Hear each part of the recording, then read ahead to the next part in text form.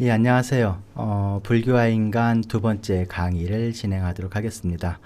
어, 본래는 오프라인, 즉 강의실에서 강의가 진행되어야 되는데 여러분도 잘 아시다시피 요즘 코로나 사태로 인해서 2주간은 동영상으로 진행하게 되었습니다. 강의실 강의보다는 조금 현장감이나 여러 부분들이 부족할 수 있겠지만 여러분들이 적극적으로 참여해 주셔서 강의실 강의에 못지않은 그런 학습이 이루어질 수 있도록 여러분들 적극 참여해 주셨으면 좋겠습니다. 두 번째 강의는 종교로 이해하는 불교입니다. 이 이야기는 불교를 이해하는 다양한 방식이 있는데 그 가운데 하나가 바로 종교적 측면에서 불교를 이해하겠다라고 하는 부분이거든요. 그렇게 본다면 불교는 문화적 측면에서도 이해할 수가 있고 예술적 측면에서도 이해할 수가 있고 또는 철학적 측면에서도 이해할 수 있다라고 하는 부분이 되겠습니다. 그래서 종교로서의 불교는 하나의 측면인 거죠. 불교를 이해하는 데 있어서. 그럼 불교만 이러냐? 그렇지는 않죠. 모든 종교가 다양한 측면에서 이해될 수 있는 부분이 있는 것입니다. 자, 오늘은 그 가운데 불교를 종교적 측면에서 보게 되면 어떻게 이해할 수 있는가를 살펴보도록 하겠습니다. 이 강의는 전체적으로 종교에 대한 기본적인 정의가 무엇인지에 대한 내용을 먼저 탐색해 보고요. 그리고 인도의 종교는 어떠한 특징들이 있는지를 보고 마지막 불교가 갖고 있는 종교적 특징을 살펴보는 것으로 진행이 되도록 하겠습니다.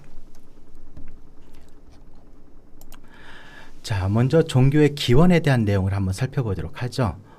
지금 화면에 보이고 있는 부분은 여러분도 잘 알다시피 DNA, 이중 나선 구조이죠. 인간이라고 하는 존재가 다른 유인원, 혹은 인간종, 혹은 동물들과 구분되는 부분들은 도대체 무엇일까? 사실 DNA 자체 생물학적 구조만 갖고는 크게 그 차이성이 없다라고 하는 것이 일반적인 상식이죠. 그러면은 도대체 어떤 부분들이 인간이 다른 동물들과는 구분될 수 있는, 다른 인간종과는 구분될 수 있는 내용인지 그 내용을 간단하게 좀 짚고 넘어가 보도록 하겠습니다. 일반적으로 호모사피엔스가 이 지구상의 가장 최상의 포식자가 된 데에는 여러 가지 원인이 있겠지만 그 중에 하나를 뽑는 것이 바로 인지혁명이라고 하는 부분인 거죠. 폭발적으로 인지가 확장되게 되면서 다양한 그 사유 방식들이 이제 가능해지게 된 거죠. 그 가운데 하나를 들자면은 바로 자기 자신에 대한 이해를 들 수가 있습니다. 그것은 곧 죽음에 대한 인식, 태어남에 대한 인식, 이런 것들이 가능하겠죠. 그 다음에 또 하나는 외계 대상에 대한 인식인 겁니다. 그래서 자연 환경에 대해서 인식을 하게 되면서 자연 환경의 변화를 이젠 외적인 변화를 내재화함으로써 그것을 해석할 수 있는 능력, 이런 것들이 바로 또한 인지혁명의 내용이 될 수 있겠습니다. 그래서 자기 자신의 죽음을 인식하고 외계 대상에 대한 두려움을 인식하면서 인류는 기본적으로 종교적 심성이라고 하는 DNA를 갖게 되었다라고 볼 수가 있겠습니다. 종교를 갖고 있다 없다를 떠나가지고 인간은 죽음에 대한 인식을 통해 가지고 나름의 방식으로 종교적 심성을 키워나갈 수 있는 것이죠. 그래서 기성 종교와 달리 나는 종교는 없어 라고 얘기하는 사람도 결국은 종교적 사유 방식을 채택할 수가 있는 거죠. 그 외에 다른 방식으로. 그래서 인간에게는 기본적으로 DNA로서 종교라고 하는 DNA가 숨어져 있다 라고 볼 수가 있겠습니다. 바로 이것이 종교의 가장 기본적인 기원이 아닌가라고 볼 수가 있는 것이죠. 자, 그러면 종교에 대한 다양한 정의를 한번 살펴보도록 하겠습니다.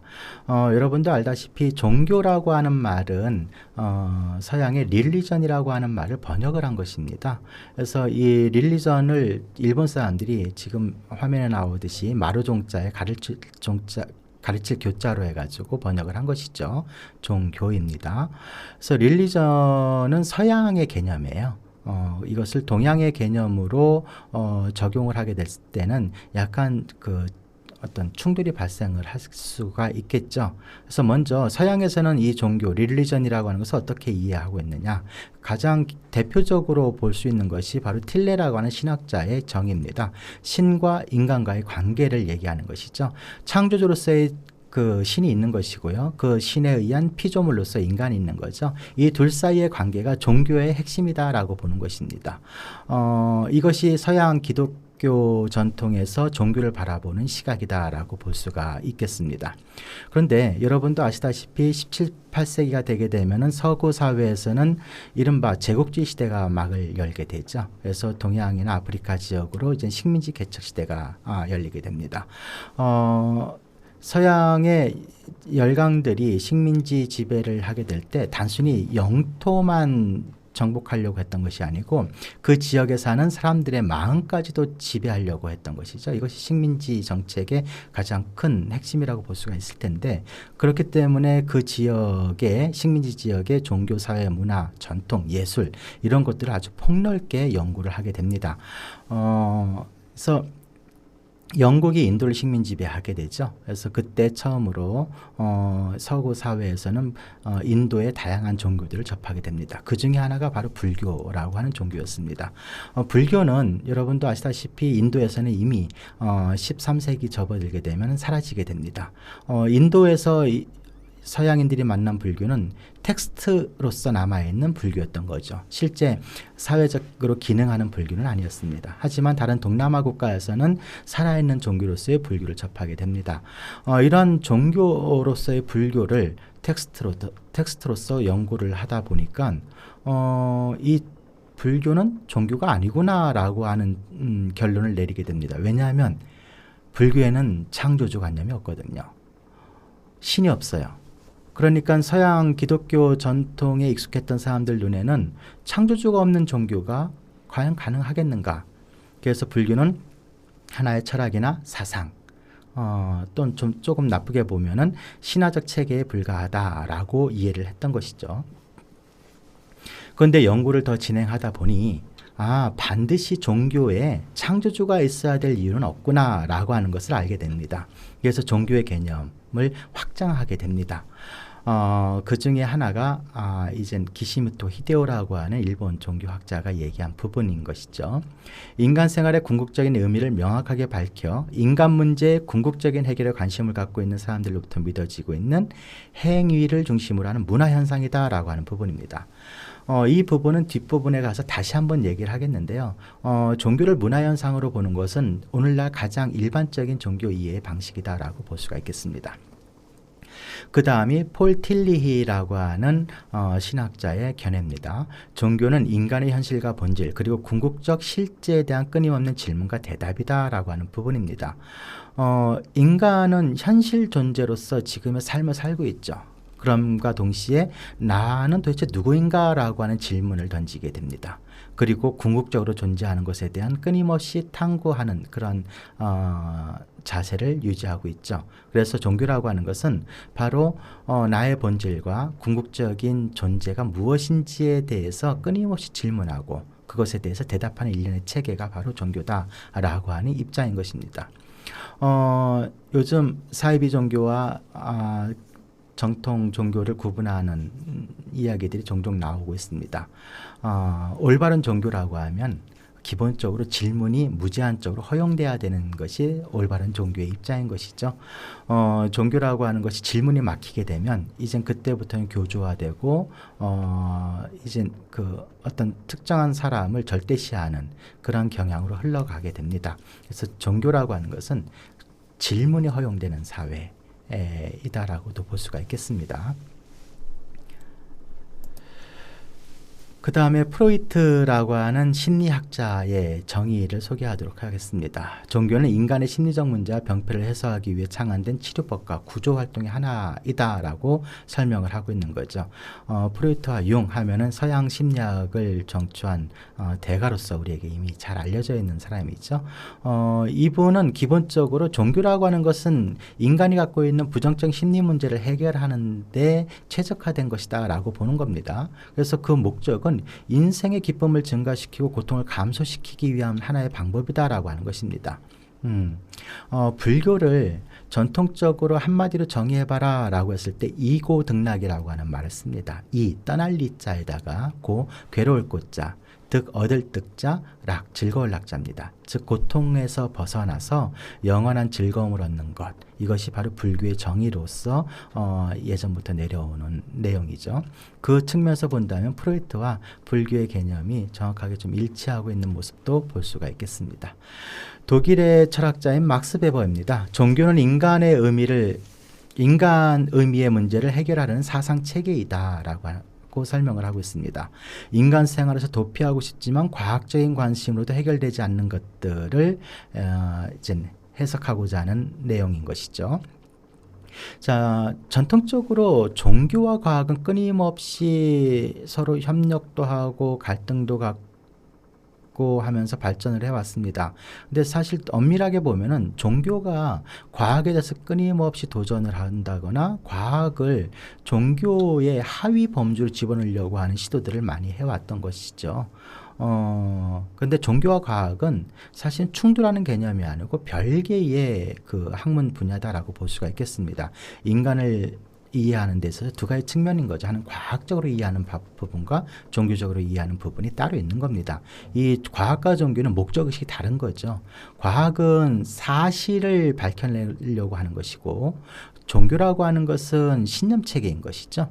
그렇기 때문에 이 두 가지가 섞일 필요도 없고 충돌할 필요도 없는 것이죠. 과학의 영역이 따로 있고 종교의 영역이 따로 있다라고 보는 것이 가장 합리적인 방법이 아닌가라는 생각을 하게 됩니다. 하지만 이것이 종교가 과학의 영역을 자꾸 자기 하부 조직으로 넣으려고 하다 보면 이제 충돌이 발생하게 되죠. 대표적으로 중세 유럽에서는 천동설을 주장을 하게 됐죠. 하지만 과학계에서는 지동설을 주장을 하게 됩니다.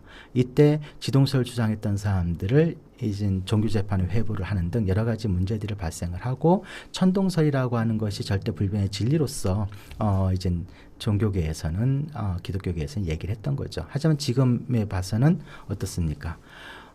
천동설이 아니고 지동설이 확고부동한 사실로서 우리에게 알려지고 있지 않습니까? 그래서 종교적 그 명제와 과학적 명제를 혼동할 필요는 없을 것 같다고 얘기할 수가 있겠습니다. 자, 그런데 여기서 막스 베버가 얘기하는 것은 근데 과학적인 부분으로서도 해결이 안 되는 부분이 있다는 거예요. 바로 죽음이라고 하는 문제를 대표적으로 얘기할 수가 있는 거죠. 과학도 죽음을 다룹니다. 하지만 죽음 이후의 문제는 다루지 않죠. 죽은 뒤의 일을 다루는 것은 종교의 범입니다. 범주인 거죠. 철학도 죽음을 철학적으로 해석을 합니다. 하지만 죽음 이후의 것은 다루지 않죠. 그것은 바로 종교의 영역이 되는 것입니다. 선, 악, 인간의 괴로움 이런 것들은 과학의 주제가 아니죠. 이것은 철학적 주제이기도 하고 종교적 주제이기도 합니다. 하지만 종교적 주제가 보다 더 폭넓은 관점에서 제시가 될 수가 있는 거죠. 철학적인 관점보다는. 그래서 악이 무엇인지 선이 무엇인지 죽음이 무엇인지 이런 것들은 종교가 다뤄야 될 내용이다라고 하는 것이 바로 막스 베버의 입장인 것입니다. 그 다음 나오는 것이 바로 윌리엄 제임스라고 하는 미국의 그 종교학자입니다. 윌리엄 제임스는 19세기, 20세기에 살았던 종교학자로서 종교적 경험의 다양성이라고 하는 책으로 굉장히 유명한 분이죠.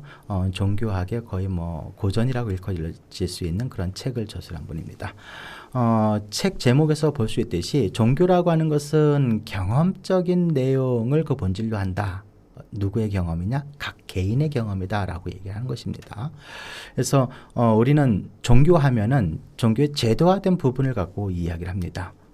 예배당이라든가 법당이라든가 모스크라든가 각 종교의 구체적인 의례라든가 종교의 조직이라든가 경전이라든가 이런 것들 갖고서 그 종교의 내용을 이해하려고 하죠. 하지만 윌리엄 제임스 같은 경우에는 그것은 종교를 이해하는 핵심 키워드가 아니다라고 본 겁니다.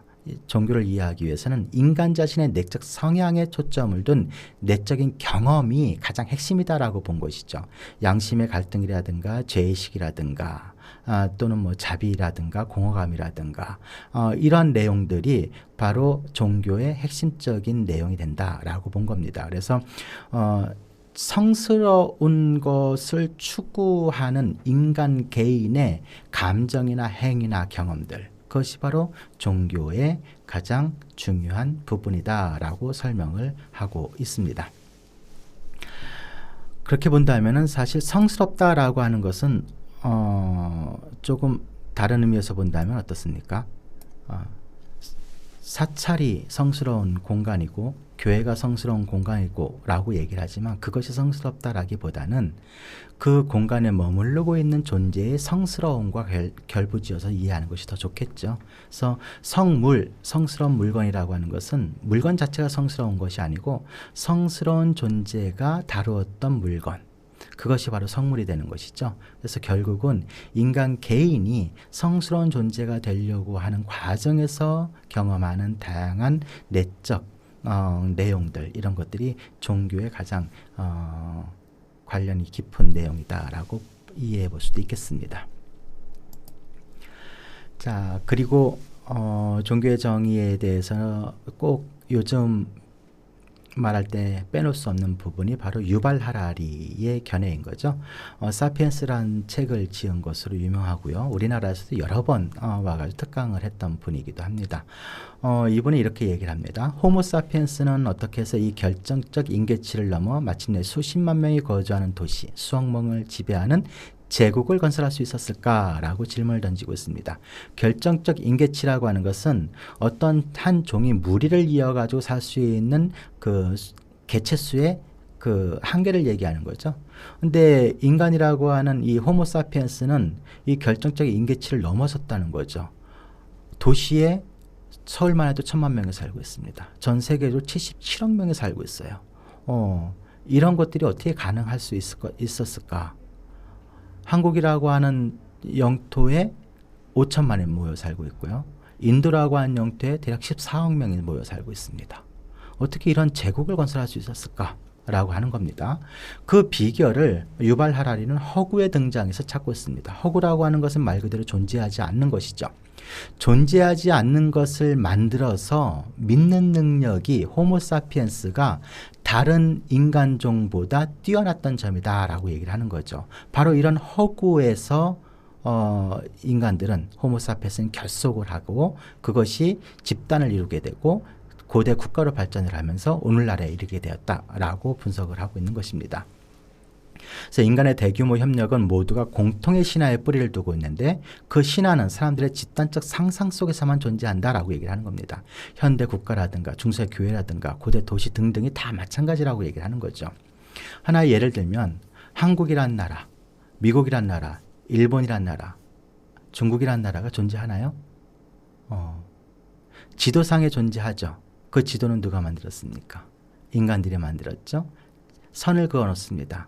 여기까지는 한국이야, 여기는 미국이야 라고.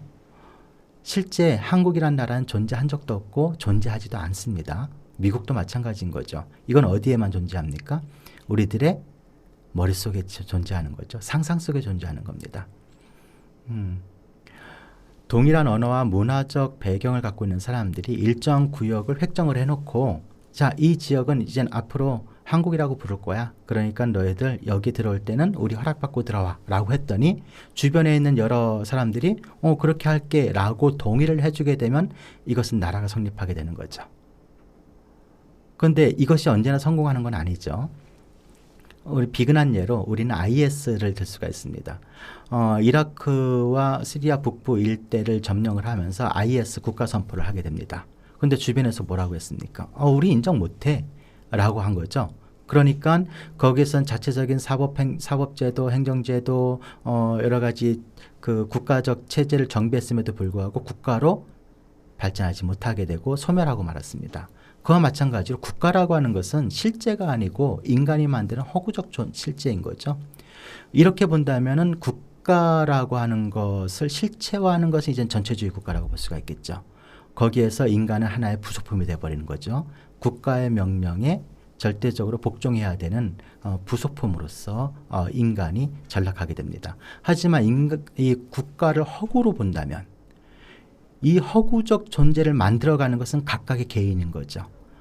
대한민국이라고 하는 국적을 갖고 있는 사람들이 내가 한국이라고 하는 정체성을 갖고 있는 사람들이 동의하에 한국이라고 하는 나라가 만들어지고 있는 거죠. 그렇기 때문에 이 나라는 끊임없이 변화할 수밖에 없고 그 가치가 변화하게 됩니다. 그렇다면 이 나라를 만드는 가장 핵심적인 것은 각 개인이 되게 됩니다. 그러니까 이 국가를 허구로 볼 때는 오히려 국가를 더 아름답고 정의롭고 더욱더 행복한 나라로 만들려고 하는 의지가 발현될 수 있는 가능성이 넓어지게 되는 거죠. 그러니까 각각의 개인이 국가의 주인이 될 수가 있다라고 하는 관념으로도 연결될 수가 있을 것 같습니다. 그런 측면에서 또한 종교도 이해해 볼 수가 있다라고 하는 것이 바로 유발 하라리의 입장이다라고 볼 수가 있겠습니다.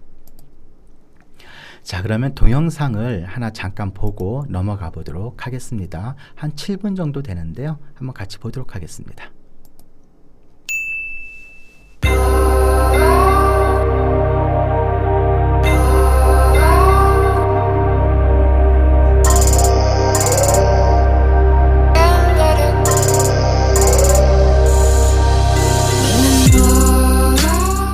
불과 7만 년 전까지만 해도 인간은 침팬지나 사자, 개똥벌레나 새똥구리와 같이 지구 생태계에서 조그마한 영역만을 유지한 채 다른 동물들과 어우러져 사는 한 종의 동물이었다. 인간이 지구에 행사하는 영향력은 지금 여느 동물들이 가하는 영향력과 별반 다를 것이 없었다는 것이다. 그런데 어느 날 갑자기 인간은 세상을 지배하는 동물이 된다. 도대체 무슨 일이 일어나는 것일까? 많은 사람들은 이 문제를 바라볼 때 인간 개개인의 능력에 초점을 두고 생각한다. 두뇌의 크기, 다양한 움직임이 가능한 신체, 도구를 사용할 줄 아는 능력, 이나 불을 이용할 줄 아는 능력 등 인간이 다른 동물들보다 뛰어난 부분에 초점을 두고 이 미스터리를 해결하려고 한다. 물론 모두 어느 정도 맞는 주장이지만 이 미스터리를 해결하는 데는 충분하지 않다. 우선 호모사피엔스의 두뇌는 이미 20만 년 전부터 현재의 우리들의 두뇌와 별반 다르지 않은 오히려 지금보다 더 컸던 두뇌를 가지고 있었고, 불은 150만 년 전부터, 도구는 300만 년 전부터 각각 사용되기 시작했다. 또한 섬세한 손가락과 큰 두뇌로 자랑스럽게 깎은 날카로운 돌을 손에 쥐고 있다고 한들 온몸이 무기인 사자라도 만난다면 목숨을 부지하기 힘들었을 것이다. 또한 인간의 야생 적응력도 다른 동물에 비해 나은 것이 없다. 예를 들어 침팬지 한 마리와 인간 한 명을 야생에 풀어두고 생존 게임을 하라고 한다면 둘 중 어느 쪽이 먼저 시체로 발견될까? 동물의 세계에서 인간 개개인의 능력은 당황스러울 정도로 나약하다. 그렇다면 인간은 어떻게 세상을 지배하는 존재로 거듭날 수 있었을까?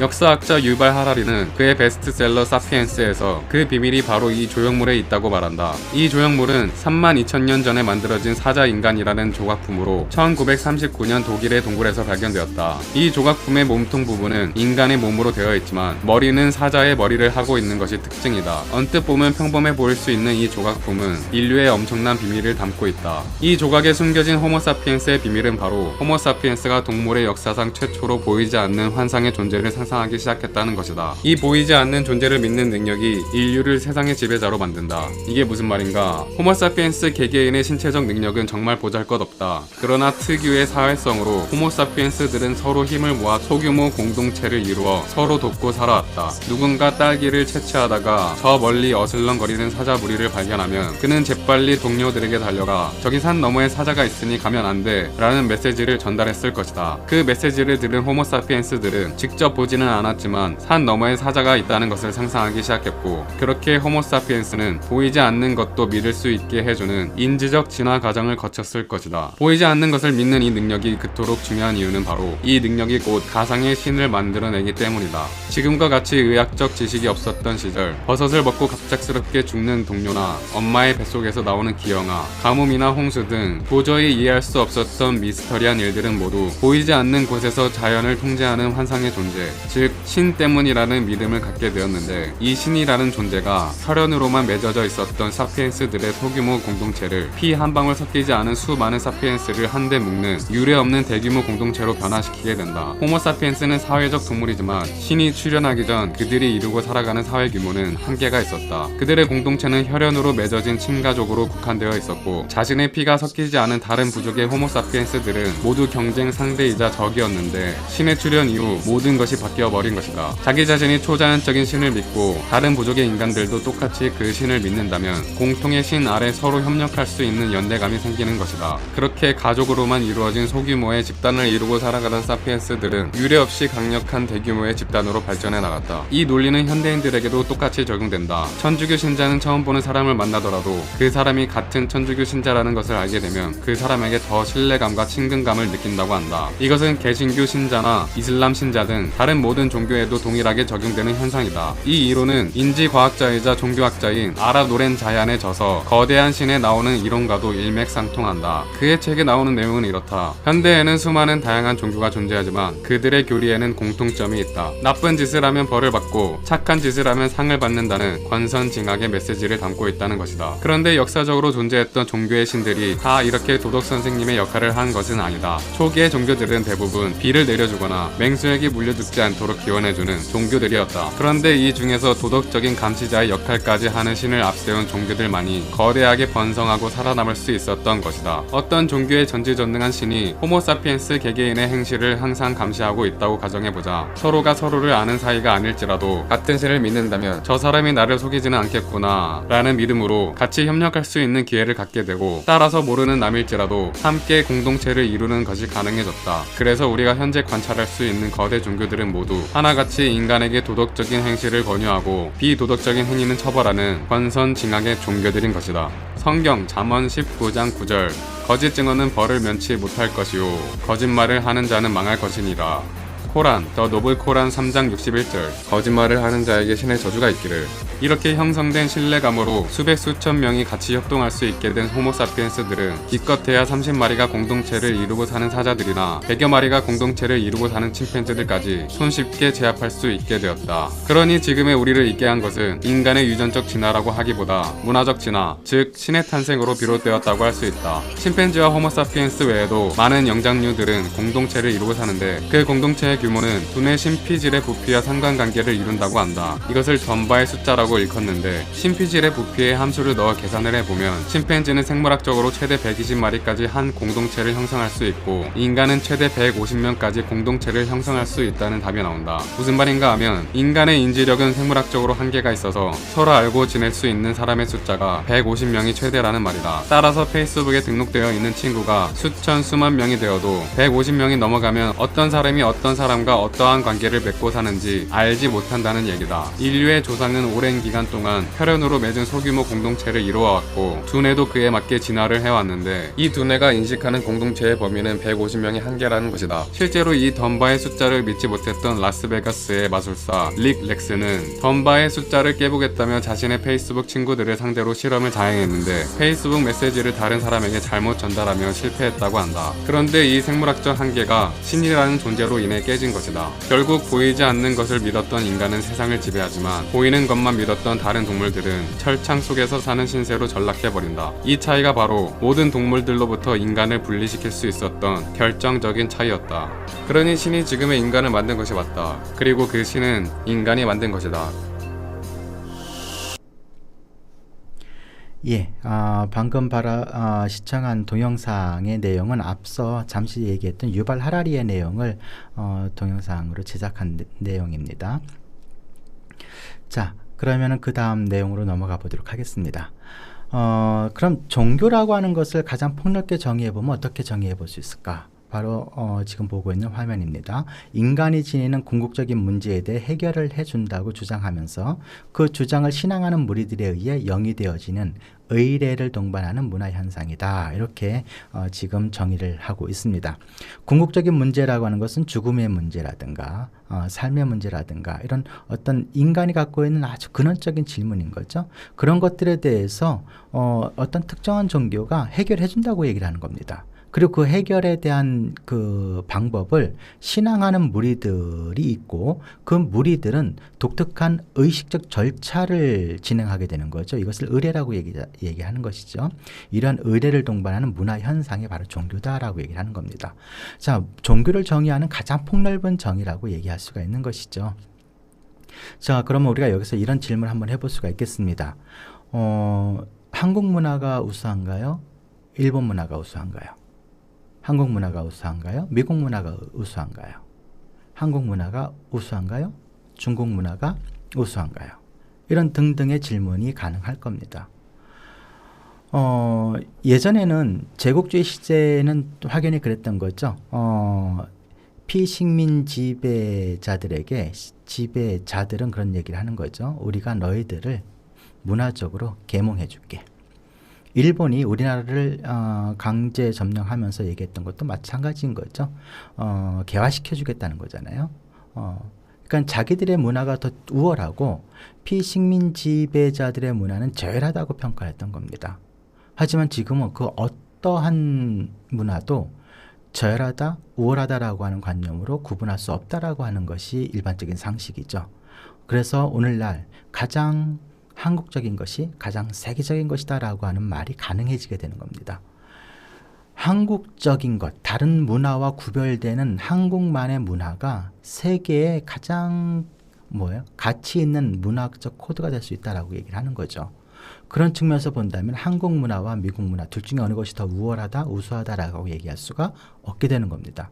그런 측면에서 본다면 종교 역시 마찬가지라고 하는 거죠. 불교가 뛰어나냐, 기독교가 뛰어나냐 이런 질문 자체가 불가능하다라고 얘기를 하는 겁니다. 불교와 기독교는 나름의 문화적 현상인 거예요. 그렇게 본다면 종교 상대주의가 가능해지게 되는 거죠. 그래서 불교에서는 기독교를 인정하고 배려할 수가 있고 기독교는 불교를 인정하고 배려해 줄 수 있는 그런 사회적 풍토가 여기에서 마련될 수 있다라고 보는 것입니다. 이렇게 볼 때 종교가 사회에 기여할 수 있는 부분들이 이제 확보가 되게 되는 겁니다. 종교가 내 종교만 옳고 다른 종교는 그르다 혹은 가치가 없다 또는 저열하다라고 평가를 하게 되면 그 종교와 뭐를 하게 되겠습니까? 결국은 싸우게 되거든요. 너 내 말 들어. 우리께 더 좋아. 라고 얘기를 하면은 거기에 수긍할 수 있는 사람이 과연 얼마나 되겠습니까? 그래서 종교라고 하는 것이 사회적으로 올바르게 기능하기 위해서는 다른 종교에 대해서 열린 자세를 취해야 되는데 이것은 바로 상대주의적 관점을 용인할 때 가능해진다라고 볼 수가 있는 것이고 그것을 문화 현상으로 이해할 때 그것이 확고하게 우리에게 이제 받아들일 수 있는 논리가 되겠다라고 볼 수가 있겠습니다. 그래서 문화 현상으로서 종교를 이해하는 측면 이것이 바로 종교의 가장 폭넓은 정의다라고 볼 수가 있겠습니다. 자, 그럼 이와 관련된 동영상을 한 편 더 보도록 하겠습니다. 통계청 기준에 따르면 현재 세계 인구는 약 77억 명이다. 77억 명 중 종교를 가진 사람은 얼마나 될까? 오늘날 기독교, 이슬람교, 힌두교, 불교 등 전 세계적으로 4대 종교를 믿는 인구 비중은 무려 75%에 달한다고 한다. 이는 세계 인구 3명 중 1명이 기독교도이고 4명 중 1명은 무슬림이라는 뜻이다. 전 세계 인구의 75%가 갖고 있는 종교. 그런데 우리는 종교에 대해서 얼마나 알고 있을까? 문명으로 읽는 종교 이야기의 저자 홍익희는 이렇게 말한다. 여러분은 종교가 무엇이라고 생각하시나요? 종교는 어느 날 갑자기 하늘에서 뚝 떨어진 것이 아닙니다. 종교란 어떻게 보면 인류가 탄생하고 발전해가는 과정에서 서서히 완전한 모양을 갖추게 된 거대한 이야기라고 볼 수 있습니다. 종교는 신의 계시에 따른 신앙체계로만 생겨난 것이 아니라 인간 문명의 발달과 함께 성숙해져 왔다는 뜻입니다. 종교 없이 인간의 문명을 말할 수 없으며 문명 없이 종교를 논하기 어렵죠. 조로아스터라는 종교의 예를 한번 살펴볼까요? 조로아스터의 가르침에 기반을 둔 이 페르시아의 종교는 아마 여러분에게 생소할 수도 있지만 세계 종교의 뿌리라고 볼 수 있을 만큼 거대한 영향력을 미쳤던 종교입니다. 유일신 그리고 선과 악이라는 이분법 개념은 여기에서 처음으로 탄생했고 이후 유대교와 기독교에까지 내려왔죠. 심지어 중국으로 전파되어 경교라는 이름으로 알려졌고 불교의 미륵불과 정토 사상에도 영향을 미쳤습니다. 조로아스터교가 이렇게 널리 퍼질 수 있었던 가장 큰 이유는 무엇이었을까요? 사실 이 종교는 초기 12년 동안 단 한 명의 신자만 있었다고 합니다. 조로아스터가 자신의 교리를 전파하기 위해 나라의 왕을 매일 찾아갔지만 거부당하기 일쑤였죠. 그러나 이후 왕이 다신교보다 유일신교가 국가 운영에 유리하다고 판단해 조로아스터교를 받아들였고 모든 힘을 기울여 새로운 종교의 전파를 적극 지원하게 되었습니다. 이는 곧 조로아스터교가 전 세계적으로 퍼질 수 있는 실마리가 되었죠. 이러한 일화와 같이 종교와 문명을 따로 두고 생각한다는 건 거의 불가능한 일이라는 것을 알 수 있습니다. 물론 종교라는 주제가 광범위하고 문화권마다 경험과 이해의 폭이 다르기에 각 종교의 역사와 신앙 체계를 한 번에 이해하는 것이 쉬운 일은 아닐 것입니다. 하지만 관점을 종교 자체에만 두는 게 아니라 인류 문명사와 함께 세계 종교를 살펴본다면 역사의 흐름과 더불어 경제, 지리, 문화와 같은 인간이 이룩한 다양한 업적을 함께 이해할 수 있으며 여러 종교들이 탄생한 시대적 배경과 성장 과정에 대해 알게 되면 특정 종교를 믿는 사람들에 대한 이해와 새로운 통찰까지 얻을 수 있게 됩니다. 이렇듯 인간이 오래된 역사 속에서 종교가 미쳤던 엄청난 영향력을 잘 살펴본다면 그리고 이에 대해 제대로 이해한다면 여러분은 인생을 바라보는 새로운 관점을 갖게 될 것입니다. 이것이 문명과 종교라고 하는 것은 뗄래야 뗄 수 없는 관계를 갖고 있다라고 하는 내용인 겁니다. 이것은 이제 문화로서 종교를 이해하는 한 측면을 보완적으로 설명하는 내용이기도 하죠. 여기까지가 이제 종교에 대한 정의를 우리가 살펴본 내용이 되겠습니다. 그러면 이젠 다음으로 종교가 갖고 있는 특징에 대한 내용을 살펴보도록 하겠습니다. 종교라고 하면 일반적으로 이 네 가지 특징을 갖고 있다라고 얘기를 하는 것이죠. 이 네 가지를 통해서 우리는 사이비 종교와 그렇지 않은 종교, 정통 종교를 구분해 볼 수 있지 않을까, 보편적 종교를 구분해 볼 수 있지 않을까라는 생각을 하게 됩니다. 첫 번째가 초월지향적입니다. 사실 기본적으로 모든 종교는 초월지향적이다라고도 볼 수 있습니다. 지금 우리가 살고 있는 현실은 뭔가 여러 가지로 문제가 있죠. 사람은 영원히 살고 싶은데 영원히 살지 못하고요. 무엇인가가 결핍되어 있고 그리고 끊임없이 질병이라든가 욕구가 충족되지 못하는 사회인 거죠. 우리가 살고 있는 이 현실이라고 하는 것이. 그렇기 때문에 우리는 이상향을 상정해 놓고 그 이상향을 추구해가는 삶을 살게 됩니다. 그래서 현실을 초월해서 이상으로 나아가고자 하는 그런 초월지향적 특징을 갖고 있다라고 하는 것이고요. 두 번째는 인격을 전격적으로 변화시키는 힘을 갖고 있다라고 얘기를 하는 겁니다. 종교라고 하는 것이 갖고 있는 아주 위대한 특징이다라고 하면은 이전의 나의 삶의 내용을 완벽하게 바꾸어서 새로운 삶의 내용으로 살게 하는 힘, 그것이 바로 종교가 갖고 있는 힘이다라고 볼 수가 있겠습니다. 근데 절에 다닌다고 하면서 교회 다닌다고 하면서 그 사람이 이전에 살고 있던 삶의 내용과 크게 다른 것이 없다 하면은 이것은 그 종교를 올바르게 신앙하고 있다 또는 신행하고 있다라고 볼 수가 없는 것이죠. 그래서 종교가 갖고 있는 두 번째 특징입니다. 하나의 예를 들면요. 불교에서는 앙굴리말라라고 하는 사람이 있습니다. 999명을 죽인 희대의 연쇄살인마인데 이 앙굴리말라가 부처님을 만나게 되면서 자신이 했던 행위가 무엇인지를 완벽하게 자각을 하게 되고 철저하게 참회를 하면서 새로운 사람으로 이제 거듭나게 되죠. 그리고 이 사람은 수행을 통해서 깨달은 자, 각자가 되게 됩니다.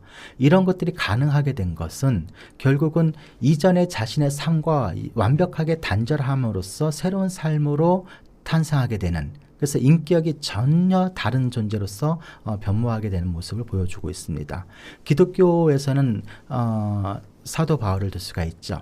이 사도 바울이 원래는 기독교도들을 색출을 해가지고 처벌하는 사람이었죠. 그런데 이 사람이 어느 날 예수님의 목소리를 듣고서는 이젠 개심하게 되는 거죠. 그리고는 철저하게 기독교도로서의 삶을 살게 되고 기독교가 오늘날 기독교의 모습을 갖추게 되는데 사도 바울의 역할은 지대하다고 알려져 있습니다. 이런 것들은 뭐 대표적인 예로 언급한 것인데 그 외에도 이와 비슷한 예는 수없이 많이 있습니다. 세 번째, 체험을 통한 안심의 성취인 것이죠.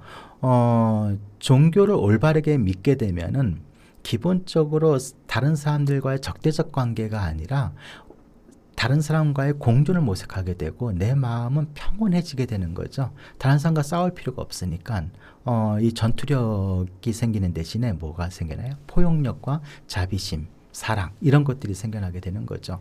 그래서 안심의 성취가 가능해지게 되는 겁니다. 그러니 어떠한 상황에서 두려움을 경험하지 않고 그것을 극복할 수 있다라고 얘기할 수가 있는 겁니다. 대표적으로 우리 역사에서는 이차돈을 들 수가 있죠. 불교에 신라 시대에 불교가 전해지게 될 때 불교를 탄압하는 하나의 방식으로 이차돈이라고 하는 분이 이젠 사형을 당하게 되는데 그때 이차돈은 한치의 두려움도 없이 자기의 목을 내놓게 되죠. 그리고 구한말을 맞이하게 되면 이제 기독교, 천주교죠. 천주교도들이 색출당하게 돼서 처형당할 때도 또한 역시 마찬가지로 좀 죽음 앞에서 담담한 그런 모습들을 보여주게 됩니다. 이런 것들은 나름 종교적 체험을 통한 안심의 성취의 모습이다라고도 볼 수가 있겠습니다. 네 번째는 성스러움의 구현입니다. 성스러움이라고 하는 것을 내재화해서 내가 바로 그 성스러움의 어떤 그 내용 자체가 되려고 하는 것이죠. 그래서 성스러운 게 외제 바깥에 있는 것이 아니고 내 안에 있음을 자각하는 것. 이것이 종교가 갖고 있는 커다란 특징이다라고 볼 수가 있겠습니다. 그러니까 사이비 종교 같은 경우에는 인격의 전격적인 변화가 일어난다 하더라도 부정적인 부분으로 일어나게 되죠. 다른 사람과 끊임없이 충돌하려고 하는 거죠. 사랑 대신에 분노가, 적개심이. 그러니까 이 기존의 사회 질서를 파괴하거나 전복하거나 또는 부정함으로써 자신의 세력을 키우는 쪽으로만 이제 확장이 되게 되는 거죠. 그러니 그 마음은 안심의 성취라기보다는 불안함의 어떤 확대로 이어질 수밖에 없겠다. 그리고 그것은 거룩한 성스러운 삶의 모습은 아닌 것이죠. 그래서 이 종교가 갖고 있는 내화의 특징을 통해서 사이비 종교와 보편적 종교의 어떤 구분을 지을 수 있는 내용으로 우리가 이해해 볼 수도 있겠습니다. 자, 이제 인도에 대한 얘기를 조금 해보도록 하겠습니다. 고대 인도의 종교인데요. 인도라고 하는 사회는 지금도 마찬가지입니다. 종교 백화점이라고 얘기해도 손색이 없을 그러한 종교의 다양성을 보여주고 있는 나라이죠. 인도는 진짜 다양한 종교 전통이 공존하고 있는 사회입니다. 유일신교부터 원시적인 정령신앙에 이르기까지 우리가 알 수 있는 거의 모든 형태의 종교가 공존하고 있는 사회가 바로 인도다라고 얘기할 수 있겠습니다. 그 중에 이제 대표적인 네 가지를 한번 소개해 보도록 하겠습니다. 첫 번째가 바라문교입니다. 유일신 숭배 사상이죠. 브라하마라고 하는 절대 창조주가 있는 거예요. 이 세계에 창조주가 있고 이 창조주에 대한 절대적인 믿음을 통해서 구원을 얻고자 하는 내용이 이제 바라문교, 지금의 힌두교라고 보시면 되겠습니다. 그 다음에 천신숭배입니다.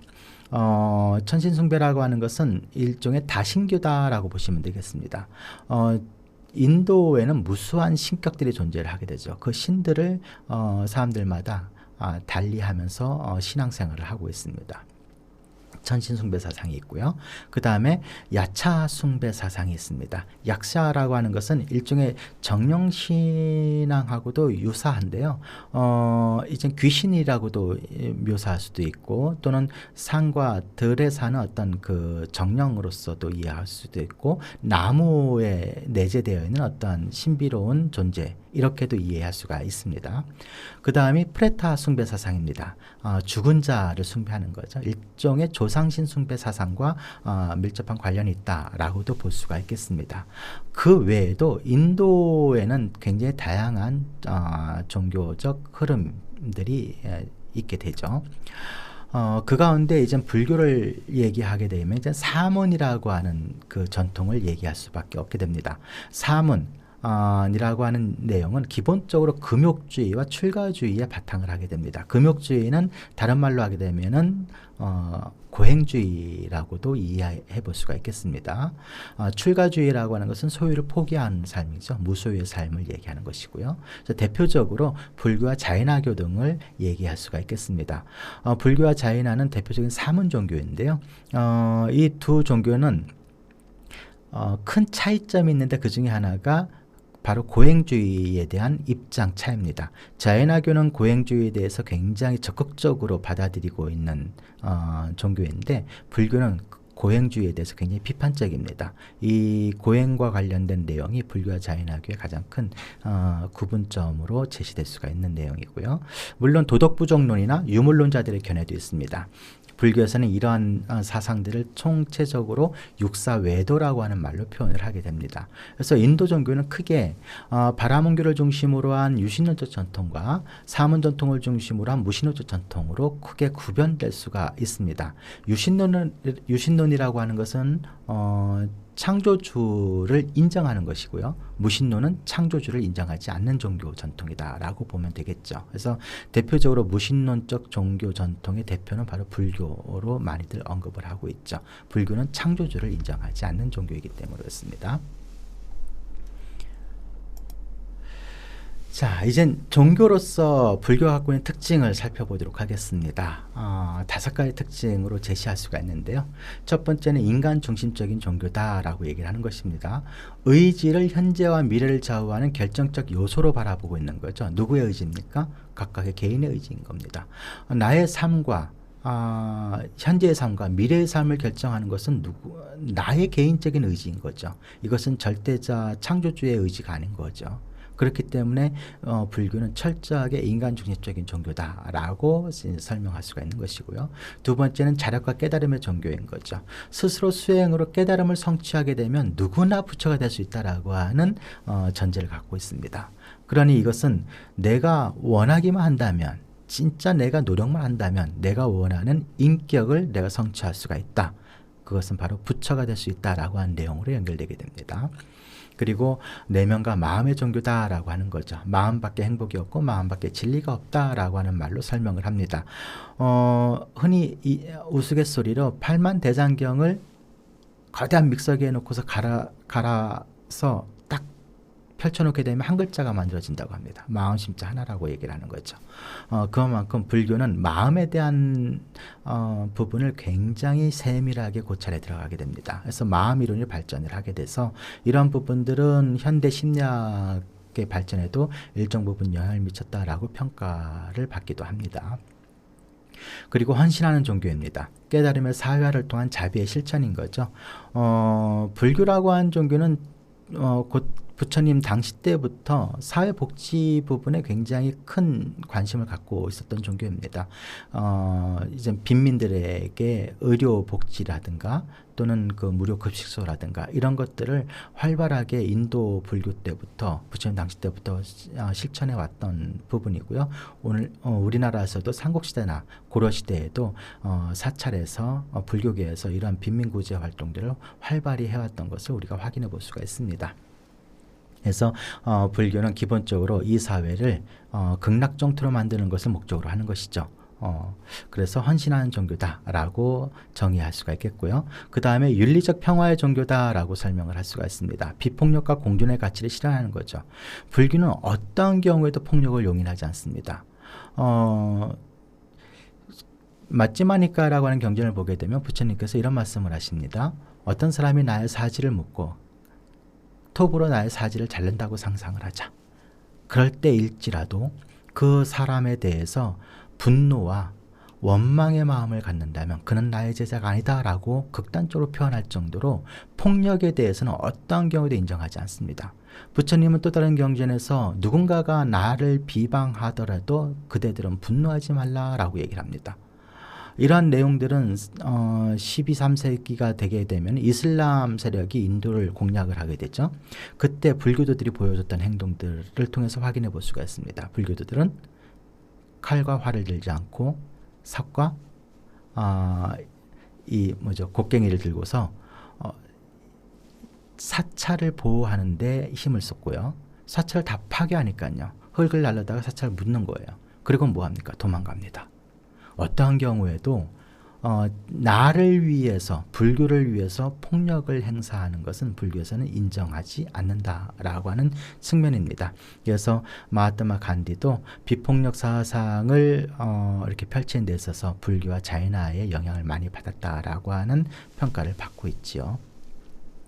이것이 종교로서 불교가 갖고 있는 5가지 특징이다라고 얘기할 수가 있겠습니다. 자, 이제 마지막 내용으로 한번 넘어가 보도록 하겠습니다. 종교로서 불교가 갖고 있는 특징, 삼보라고 하는 말로 이제 설명해 볼 수가 있겠습니다. 불교에는 삼보라고 하는 내용이 있어요. 불법, 승, 이 3가지입니다. 불은 부처님을 얘기하고요. 법은 부처님의 가르침을 이야기를 하는 것이죠. 승은 부처님의 가르침을 믿고 따르고 그것을 삶 속에서 실천하는 존재들을 이제 스님이라고 하는 말로 표현을 합니다. 그래서 이것을 삼보, 3가지 보배다라고 얘기를 합니다. 모든 종교는 사실 이 3가지가 다 갖고 있는 3가지로 갖춰져 있죠. 그런데 이 3가지를 불교에서는 삼보라고 하는 말로 표현한다라고 하는 것입니다. 그런데 불교는 이 부처님이라고 하는 존재가 이젠 2가지 측면이 있는 거죠. 역사적으로 실존했었던 고따 부따라고 하는 분, 또 하나는 내가 그분의 가르침을 통해서 그분과 같이 되겠다라고 하는 부분인 거죠. 그래서 이 불이라고 하는 부분은 이 두 가지 의미를 가지고 있다라고 볼 수가 있겠고요. 법은 부처님의 가르침을 담고 있는 경전입니다. 사진에 나와 있는 것은 팔만대장경 해인사에 있는 장경각을 사진이고요. 그래서 이러한 불법성을 삼보라고 하는 말로, 세 가지 보배라고 하는 말로 지칭을 하면서 불교의 정체성과 수행 체계와 그리고 교리적 체계를 구성을 하고 있습니다. 이상의 내용으로 종교적 측면에서 불교를 어떻게 이해할 수 있는 것인가를 간략하게 오늘 고찰해 보았습니다.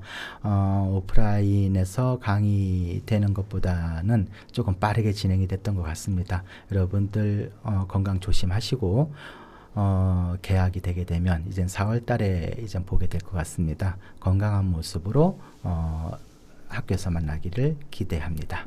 수고하셨습니다.